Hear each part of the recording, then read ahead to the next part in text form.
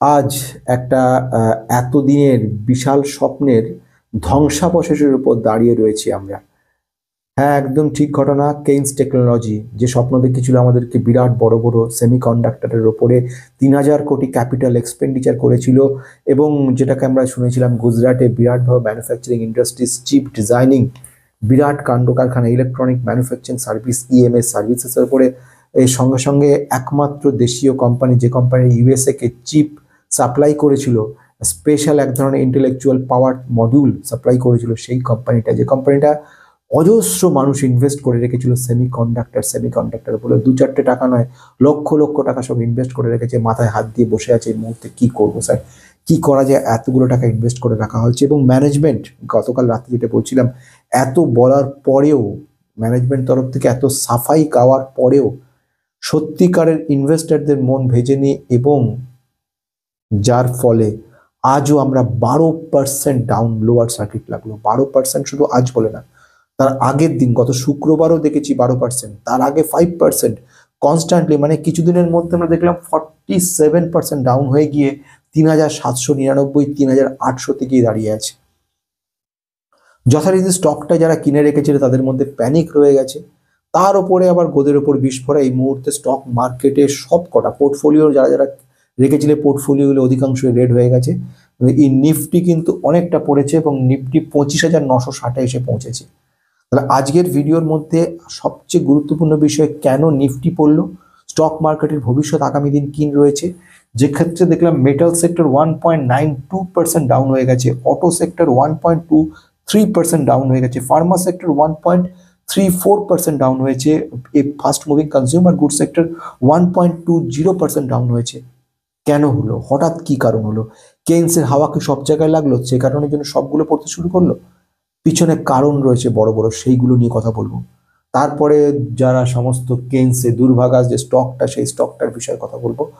স্টকটা কি আর ভবিষ্যতে কোনো আশা যোগাবে, না একদম শেষ হয়ে যাবে, আর কোনোদিনই ব্যাক করবে না, যেটা অনেকের বক্তব্য। 2,000 2,500 যদি স্টকটা চলে যায়, সেখান থেকে ফিরে আসার সম্ভাবনা কতটুকু, আর কত বছর লাগবে সেইখানে ফিরে আসতে? কেউ বলছে 6 মাস, কেউ বলছে 1 বছর, কেউ বলছে কোনোদিনই না ফিরতে পারে, চিরতরে ওখানে আটকে যেতে পারে, হারিয়ে যেতে পারে স্টকটা।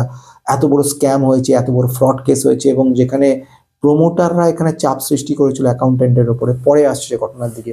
তো সবকিছু বলার আগে, this video only for education purpose, no buy sell recommendation, for investing please consult yourself or your advisor. কোনো রকম কেনা বেচার কথা নয়, কিন্তু বিষয়টা কি হয়েছে, কোথায় দাঁড়িয়ে রয়েছে, সেগুলো কিন্তু জানা আপনাদের জন্য ভীষণ জরুরি, তোমাদের জানাটা খুব জরুরি।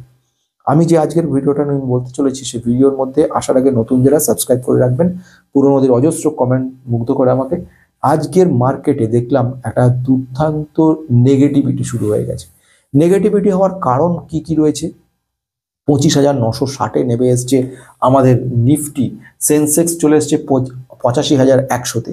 এটা এমন একটা ক্রুশিয়াল পয়েন্টে দাঁড়িয়ে আছে, যেখানে কিন্তু সাংঘাতিক পরিস্থিতি সৃষ্টি হতে 25,960, যেটা ওটা কিন্তু আরো অনেকটা ডাউন হওয়ার একটা ইঙ্গিত দিচ্ছে বলে অ্যানালিস্টরা বক্তব্য রাখছে। এবং আরেকটা কথা সেন্সেক্সের ব্যাপার নিয়ে বলছি, 85,100-কে ভেঙে যদি 85,000-এ নেমে আসে বা তার নিচে, তাহলে কিন্তু একটা বড় লেভেলের পতন হওয়ার সম্ভাবনা রয়েছে, টেকনিক্যাল অ্যানালিস্টরা এই ঘটনা বলছে। এই ঘটনার মধ্যে চলে আসছি মেটাল সেক্টর। মেটাল সেক্টরটা প্রায় 2% কাছাকাছি ডাউন হয়েছে।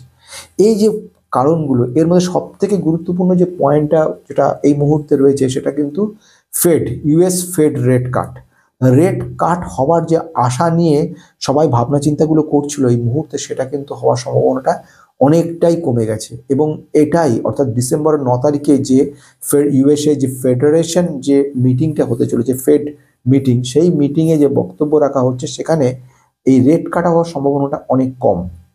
এই রেট কাট হলে যে সুবিধাটা হতো স্টক মার্কেটের ক্ষেত্রে একটা চাঙ্গা হওয়ার, সেই জায়গাটা কমে গেছে। আমরা দেখেছি এনভিডিয়ার ক্ষেত্রে বলি বা মেটার ক্ষেত্রে বলি, গুগলের সমস্ত স্টকগুলো কনস্ট্যান্টলি ডাউন হয়ে গেছে।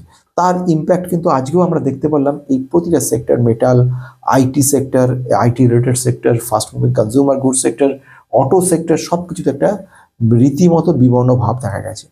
কারণগুলোর মধ্যে প্রথম ঘটনা বলবো, ফেড রেট কাট হওয়ার সম্ভাবনা কম। রিজার্ভ ব্যাঙ্ক অফ ইন্ডিয়ার ডিসিশন ন্যাচারালি এর সঙ্গেই একই রকম হবে, সুতরাং রেট কাট হওয়ার সম্ভাবনা ইন্ডিয়ান মার্কেটেও নেই। সুতরাং আলটিমেটলি এর কোনো ভবিষ্যৎ নেই এখন এই মুহূর্তে। যারা ইনভেস্টার ফেথফুলনেস, সেটাও কমে গেছে। এইটা একটা সবচেয়ে বড় ব্যাপার হয়ে গেল। সেকেন্ড ব্যাপার যেটা সেটা বলবো সেটা হচ্ছে রুপি ডেপ্রিসিয়েশন।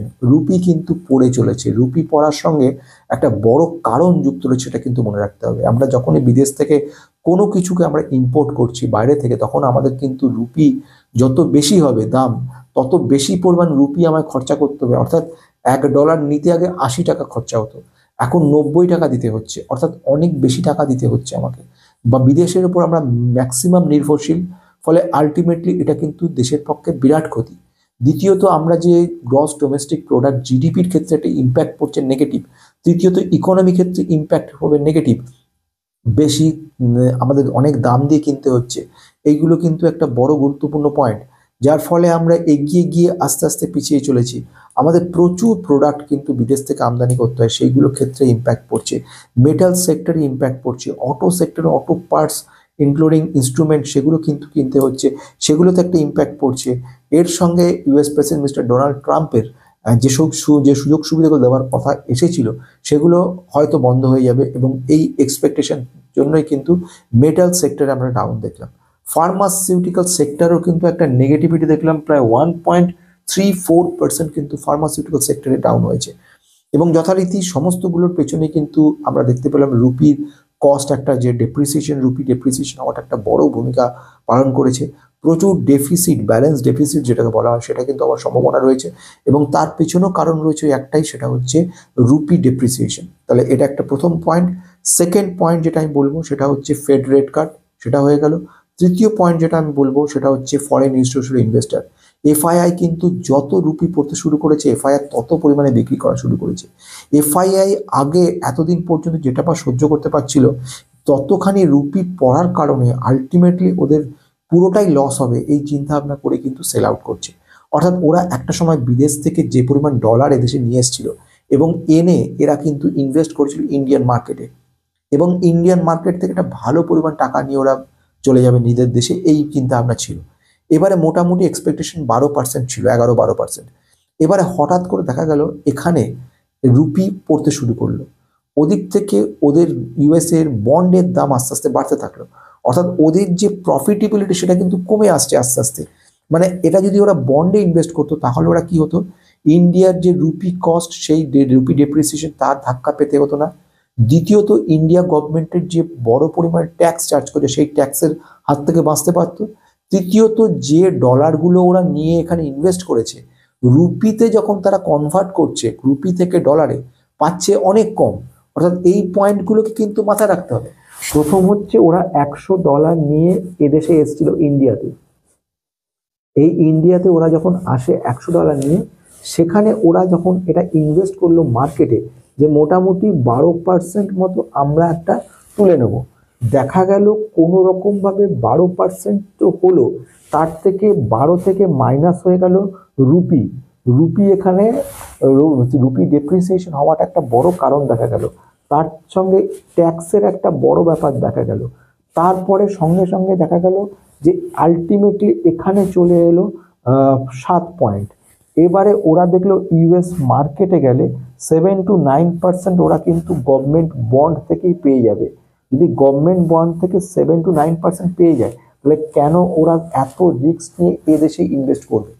এই প্রশ্নের কারণে কিন্তু এফআইআই কন্টিনিউ সেল করে গেছে।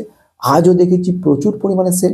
এইগুলো কিন্তু একটা মারাত্মক প্রবলেম তৈরি করে ফেলছে।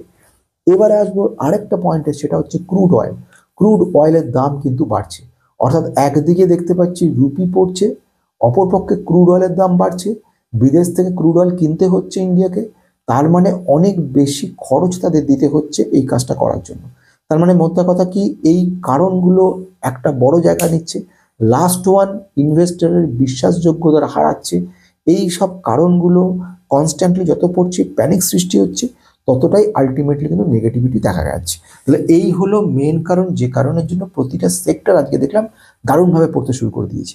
এইবারে আসি আমাদের হতভাগ্য কেইনস টেকনোলজিকে নিয়ে। কিছুদিন আগ পর্যন্ত কেইনস টেকনোলজি আমাদের স্বপ্নের জায়গায় ছিল। কেইনস টেকনোলজি যারা যারা নিয়ে রেখে দিয়েছেন, এই মুহূর্তে তাদের জন্য যে কটা কথা বলার রয়েছে, অনেকে অজস্র মেল, কমেন্ট এটসেট্রা এটসেট্রা সব রয়েছে। তাদের যদি আমি সহজভাবে বলি, এখন খুব শিগগিরই খুব একটা আশা নেই। ম্যানেজমেন্ট থেকে অনেক কিছু বলেছে। এই সুবাদে বলে রাখা দরকার খুব শর্টে, যেটা কোটাক ইনস্টিটিউশনাল যারা রয়েছে, কোটাক থেকে বক্তব্য রাখা হয়েছিল বেশ কিছু নেগেটিভিটির কাজকর্ম করেছে কেন্স টেকনোলজি। কেন্স টেকনোলজি কি করেছে? কেন্স টেকনোলজি প্রথম কাজ করেছে রিলেটেড পার্টি ট্রানজাকশন। এই রিলেটেড পার্টি ট্রানজাকশন মানে এক তিনটে কোম্পানির মধ্যে নিজেদের একই টাকাকে ঘুরিয়ে ফিরিয়ে টাকাটাকে বাড়ানোর চেষ্টা করেছে। দ্বিতীয়ত, যে দুটো কোম্পানিকে ওরা অ্যাকোয়ার্ড করেছে তাদের মধ্যে প্রচুর পরিমাণে প্রফিট দেখানোর চেষ্টা করেছে। রিসিভেবলস যেগুলো নিয়ে এসেছিল, রিসিভেবলসগুলো থেকে আলটিমেটলি কোনোভাবেই রিকভারি করা যায়নি টাকাগুলো, সেগুলো একটা নেগেটিভিটি তৈরি করেছে। 4 নম্বর পয়েন্ট, ক্যাশ ফ্লো স্টেটমেন্টের মধ্যে বেশ কিছু পরিমাণে নেগেটিভিটি এসছে। প্রচুর ইনভেন্টরি পড়ে রয়েছে যেগুলো সেল হয়নি। তার সঙ্গে সঙ্গে কি হয়েছে, সিসিসি পরিমাণ কিন্তু কনস্ট্যান্টলি বেড়ে গেছে। এই সমস্তগুলো আলটিমেটলি একটা কোম্পানির বিরাট পরিমাণে ক্ষতির সৃষ্টি করছে এবং ইন্ডিকেট করছে ভবিষ্যতে অনেক বড় একটা ধাক্কার। আমি কিন্তু বলছি ভবিষ্যতে ধাক্কার কথা, বর্তমানে ধাক্কার কথা নয়। এই ভবিষ্যতে ধাক্কাটা আসবে বলেই সমস্ত ইনভেস্টররা কনস্ট্যান্টলি সেল করা শুরু করে দিয়েছে। এখন যারা প্রচুর লসে রয়েছেন, 50% লস, 60% লস, সেই সময় অবস্থায় 6 লাখ 7 লাখ 8 লাখ টাকা ইনভেস্ট করেছেন। আবার এই মুহূর্তে যেখানে বলা হয়েছে যে আপনারা কিন্তু এই সময় দিয়ে কোনো রকম কেনা বেচা করবেন না, অন্তত কিনবেন না এই সময় দিয়ে, একে বলে বটম ফিশিং। অর্থাৎ বটম ফিশিং বলতে যে ব্যাপারটা দাঁড়ায় সেটা হচ্ছে মার্কেটে এরকম জায়গায় স্টকটার প্রাইস দাঁড়িয়ে আছে, এইবার একটা বিশেষ কারণবশত স্টকটা এরকম জায়গায় এসে দাঁড়িয়ে আছে। এটা কিন্তু কখনোই বলা যাচ্ছে না যে এইখানেই ফাইনাল, অর্থাৎ এরপরে আবার উঠে যাবে। এই জায়গাটাকে অনেকে এটাকে বলছে বটম ফিশিং। বটম ফিশিং কথার অর্থ হচ্ছে এই জায়গাতে মাছ ধরা, অর্থাৎ মাছটা ধরা হবে এইরকম জায়গা থেকে, কারণ ভাবছে এরপরে ওপরে উঠে যাবে। কিন্তু এইখানে যেখানে যে বক্তব্য রাখা হচ্ছে যে অনেক বড় বড় অ্যানালিস্টরা বলছে যে আপনারা বটম ফিশিং এই মুহূর্তে করবেন না। কেন করবেন না? এটা যে কতটা পড়বে সেটা কিন্তু কেউ জানে না। যখন স্টকটা 7,000-এ ছিল, তারপর থেকে স্টকটা আজকের দিনে 3,790 এসে দাঁড়িয়েছে। তাহলে এইটাই যে 3,790 ফাইনাল, এর নিচে নামবে না। যদি এটা নেমে গিয়ে 3,000 দাঁড়ায় তাহলে আপনি কি করবেন? যদি 3,000টা আরো নামিয়ে 2,000-এ চলে যায় তাহলে আপনি কি করবেন? পড়বে না, একটা জায়গায় ফিক্সড হয়ে যাবে, তারপরে উঠে যাবে, এই ধরনের চিন্তা ভাবনা কে বলেছে? এতটা গ্যারান্টি কে দিয়েছে? এরপরে যে আরো নতুন স্ক্যাম বেরোবে না ভবিষ্যতে, তার গ্যারান্টিটা কে দিয়েছে? ম্যানেজমেন্ট সম্পর্কে তো কোনো ইনভেস্টারই কর্ণপাত করেনি। আজকে সেই জিনিসটাই বুঝতে পারলাম, কারণ ম্যানেজমেন্টের গুরুত্বই নেই। প্রথমত ম্যানেজমেন্ট যে কথাগুলো বলছে, কমন সেন্স আমাদের বলছে, সেগুলো হচ্ছে শুধু মানুষকে ঠান্ডা করার কথাবার্তা, যে অ্যাকাউন্টিংয়ে ভুল ছিল, আমাদের রিসিভেবলে সামান্য ভুল ছিল, আমাদের কোনো রকম ফ্রডের ব্যাপারই নেই, আমাদের এখানে না জেনে করা, এই ধরনের অনেকগুলো কথা বলছিল। কিন্তু আসল যে ব্যাপারটা, যেটাকে সবাই জেনে আছে, যে মার্কেটে কিন্তু অনিশ্চয়তা পছন্দ করে না। তুমি রেজাল্ট দেখাতে পারোনি, কোনো কারণ দেখাতে পারোনি, এই মুহূর্তে তোমার যে সমস্ত লুপ হোল সেগুলো প্রকাশ পেয়ে গেছে, যেটা কিনা খুবই ক্ষতিকারক। একদম তাই, সেই ঘটনাগুলি ঘটে গেল আজকে, এবং বিগত কয়েকদিন ধরে আমরা দেখতে পারলাম কেন্স টেকনোলজি এখন অলমোস্ট শেষ। কেন্সকে নিয়ে আর এখন বলার জায়গা আর নেই। কেন্স এখন বেশ কিছুদিনের জন্য হিমঘরে বসে থাকবে। হিমঘর থেকে যখন বেরোবে, এই পরিস্থিতির মধ্যে থেকে যখন বেরিয়ে আসবে, তখন আমরা দেখব মার্কেটে সে কোথায় কি করতে পারে। তার আগ পর্যন্ত কেন্স কিন্তু আমাদের কাছে এখন টোটালি স্টপ পজিশন। যারা কিনে রেখেছে তারা কি করবে? নো বাই সেল রেকমেন্ডেশন, কিছু বলার নেই। কোনো কেনা বেচার কথা আমি বলতে পারি না। আমি শুধু এইটুকু কথা বলতে পারি, অনেকটা সময় ধরে যদি রাখতে হয়, ধৈর্য ধরে ফেলে রাখতে হবে। যদি ধৈর্য না থাকে, এবং এমন পরিস্থিতি হতে পারে যে আজকের 3,800 থাকা স্টকটা আগামী কিছুদিন ধরে আরও পড়তে পারে, এবং 3,500 কিংবা 3,000-এও কোনোদিন যদি চলে আসে, খুব বেশি অবাক হব না যদি আসে। তার মানে 3,000-এ যদি আসে, একটা স্টককে যখন উপর থেকে নামা হয়, একটা স্টকে যেরকম যদি কোনো 100-তে রয়েছে স্টকটা প্রাইস, সেটা থেকে 110-এ এলো, অর্থাৎ 10% বাড়লো। এবারে 110 থেকে স্টকটা যখন নেমে গিয়ে 75 বা 70-এ এলো, অর্থাৎ 30% কারেক্টেড হলো।